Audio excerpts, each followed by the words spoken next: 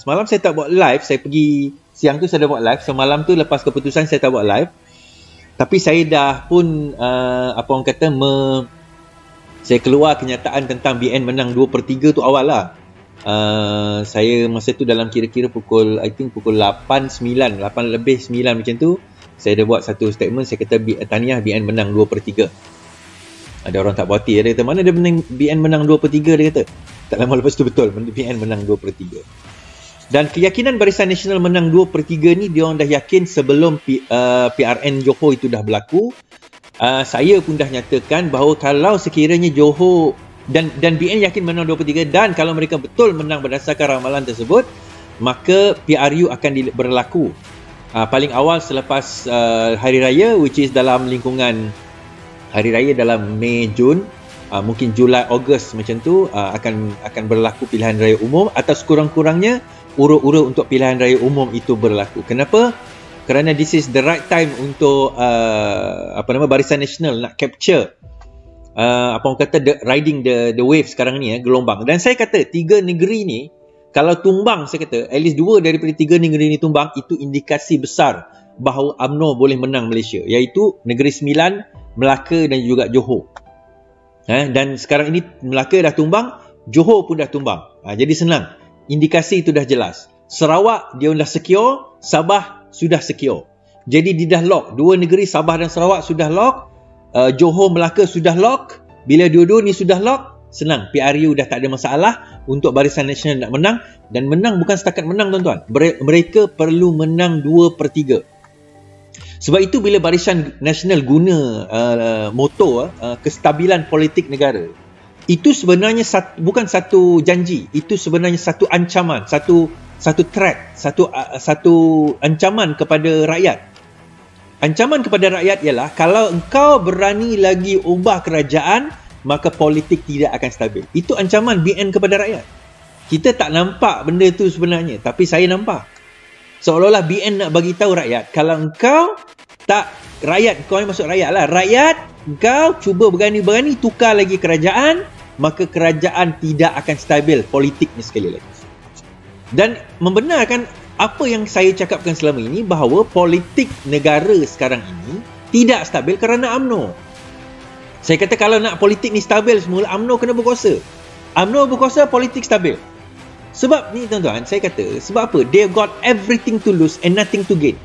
Manusia ni bila dia dalam keadaan desperate, dia dalam keadaan tertekan, dia dalam keadaan tersepit, kata, mereka akan sanggup dan mahu dan akan buat apa sahaja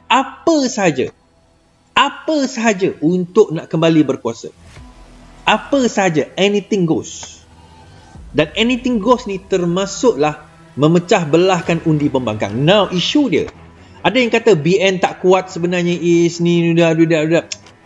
sebenarnya BN tak menang pun undi majoriti. Betul, BN tak menang undi majoriti. BN hanya menang 46, 47, mungkin 48% undi di Johor. Betul. Tetapi kita bukan bertanding undi majoriti. Kita bukan bertanding popular vote. Kita bertanding first past the post. Siapa menang kerusi paling banyak. Dia tak kisah benda tu. And then ada juga ura-ura yang kata, kita nampak gaya. Tadi ada seorang pakcik ni call saya lah. Mungkin dia dengar, mungkin tak dengar live saya ni kan. Dia kata, dekat tempat kita ni, kalau kau tengok, dia kata, nombor 1 BN menang, nombor 2 PN menang, nombor 3 PKR menang. Dia kata, kita kena bergabung dengan PN. Kalau PKR bergabung dengan PN, dia kata, ini lagi satu, maaf saya kata kan, satu analisa yang menyebabkan korang tak boleh nak menang. Sebab benda yang mudah macam ni pun korang tak boleh fikir. Dia kata, kalau kita bergabung dengan PN, kita boleh menang. Sebab itu saya cadangkan, kita kena bergabung dengan PN. Kemudian saya tanya dia satu soalan, Pakcik kata tadi BN nombor 1, betul? PN nombor 2, betul? Lepas tu buat PKR, betul? Betul tak? Betul. Kalau kita bergabung dengan PN, agak-agak PN nak letak calon PKR ke PN nak letak calon PN? Takkan PN nak letak calon PKR? Of course dia akan letak calon PN. Jadi dekat situ kat mana untungnya kita? Lah yang menang dia. Lepas tu dia khianat. Pakcik, kita buat benda yang sama yang kita buat masa PRU 14 dahulu. PN tu daripada mana? Daripada bersatu. Jadi akhirnya kita pusing kat situ juga. Ni bagi tahu tuan-tuan, ada yang share tadilah, dia kata, pengurus presiden gabungan. Gabungan tu di antara PN, campur muda, campur PH, campur pejuang, campur warisan, semualah dia gabungkan pembangkang. Presiden dia Saifuddin Nasution. Dia tulis itu. Bukan kata Saifuddin nak lah kan, ini orang tu tulis. Timbalan presiden dia, saya baca saya baca dari apa yang kawan saya hantar tadi, dia kata ni saya baca. Cadangan wujudkan gabungan GR, gabungan rakyat yang terdiri daripada semua parti pembangkang dengan organisasi berikut. Pengurusi Saifuddin Nasution PKR, Adli Zahari Amanah, timbalan pengurusi 1. Timbalan pengurusi 2 Daryl Aiking Warisan. Naib Presiden Faizal Azumu Bersatu, Nurul Izzah PKR, Anthony Long DAP, Mukhris Pejuang, Syed Saddiq Muda, Setiausaha Ulia Akamah Pejuang, Hanayuh Bendahari DAP, Ketua Pemuda Bersatu, Ketua Wanita Ina Rashiah Munirah Warisan, Ketua Puteri Amirah Aisyah. Okey, saya nak tanya soalan. Nak ke dia orang lantik Saifuddin Nasution jadi pengurusi? Lepas tu Muda kata, kalau macam tu kita kenapa tak lantik Syed Saddiq? Lepas tu Bersatu pun kata, Pejuang pun kata, kenapa tak letak Mukhris, kenapa letak Mukhris naik presiden? Mukhris patut jadi pengurusi. Tuan-tuan, siapa yang cadang ni? Saya kata, siapa yang cadang ni adalah orang yang tak berapa bijak dalam politik. Tak berapa bijak dalam politik. Dan sebab itu, dan tak belajar daripada kesilapan politik. Tapi kalau kita tak bergabung, macam mana kita boleh menang? Saya kata, siapa kata kita menang kerana kita berpecah? Siapa kata kita menang kerana kita pecah? Tapi ada undi PKR pergi kepada PN. Kalau tak, kita boleh menang. Ya ke? Ya, memang ada. Ya, saya mengakui. Tetapi kenapa kita tak pernah tanya soalan ni?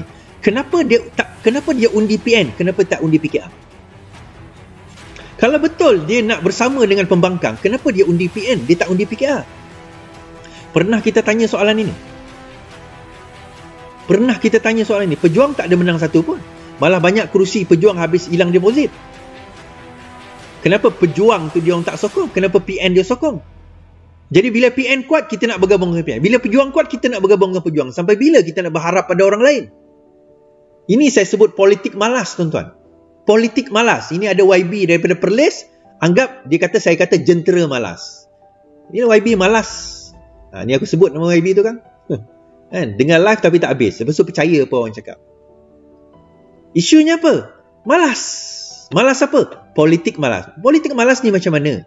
Kau sendiri tak nak bekerja, kau sendiri tak nak berusaha, hari nak pilihan raya baru kau sibuk, baru nak bentuk kekuatan, lepas itu bila dah kalah kau nak bergabung dengan orang lain.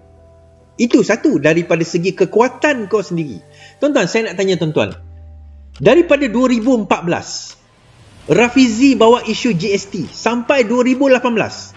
4 tahun pusing satu Malaysia. GST, LTAT, KWAP, tabung haji, 1MDB, lembu dalam kondo.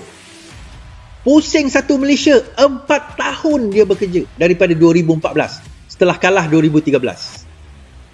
Saya tanya tuan-tuan, lepas kejatuhan Kerajaan Pakatan Harapan, apa isu yang kita bawa sampai 2022 ni? Saya tanya, di mana jentera-jentera yang sepatutnya membawa isu-isu ini? Di mana? Engkau jentera is aku jentera ke? Baru nak mengakui aku jentera? Bukan aku kena gantung ke? Aku bukan jentera. Tak, I'm talking about jentera ni mana? Yang dibekalkan dengan jawatan dan dana ini ke mana? Hilang dia. Di mana mereka? Di mana suara mereka?